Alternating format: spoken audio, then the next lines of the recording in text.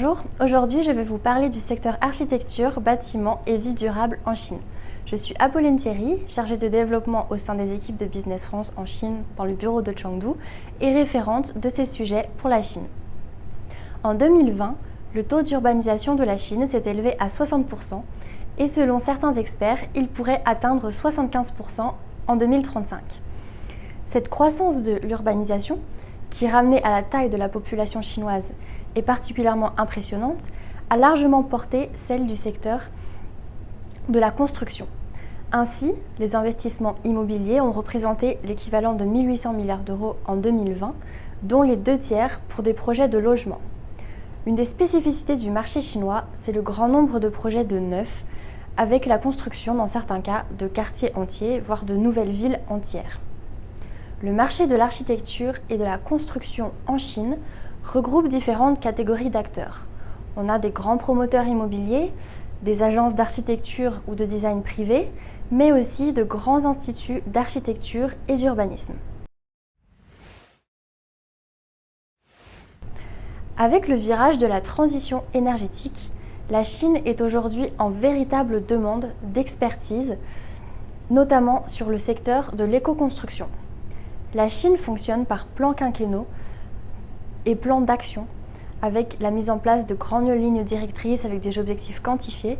Par exemple, en juillet 2020, la Chine a publié un plan d'action pour la création de bâtiments écologiques qui prévoit notamment que 70% des nouveaux bâtiments construits en milieu urbain soient conformes à certains critères écologiques. La Chine est aujourd'hui aussi de plus en plus sensible aux labels, notamment sur la performance énergétique des bâtiments, et elle a tendance à développer de plus en plus ses propres labels. Cette nouvelle tendance, liée à l'éco-construction, va de pair avec la digitalisation du marché de la construction, qui doit devenir plus intelligent, plus performant, et permettre ainsi de mettre en place les innovations qui permettront de répondre à ces nouveaux objectifs liés à la transition énergétique. En Chine aussi, il y a une conception particulière en matière de développement urbain, avec la mise en place, depuis quelques années, de grandes initiatives régionales de développement ayant des composantes urbanisme et architecture importantes.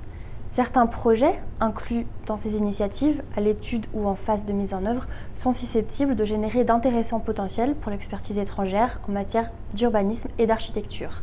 C'est le cas par exemple de la mise en place de la mégalopole de Dingdingdi, c'est-à-dire le développement de la région autour de la capitale, Pékin. Ce projet comprend notamment la création d'une nouvelle zone de développement, la nouvelle zone de Xiong'an, qui est un projet phare du gouvernement chinois et une vitrine de sa transition écologique.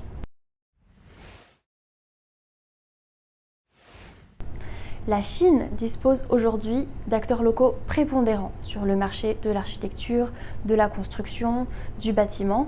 Elle possède un vrai savoir-faire architectural, mais l'expertise étrangère reste appréciée, bienvenue et même quelquefois requise, en particulier dans les domaines que je viens d'évoquer, avec de plus en plus la prise en compte des nouveaux enjeux liés à la transition énergétique. Il est cependant important, pour réussir sur le marché, d'entretenir et de développer son réseau pour être informé le plus en amont possible des projets existants, car les appels d'offres ont des délais très courts ne permettant pas de répondre seuls. De nombreuses agences étrangères sont actives sur le marché chinois, leur expertise est reconnue et elles ont de belles références.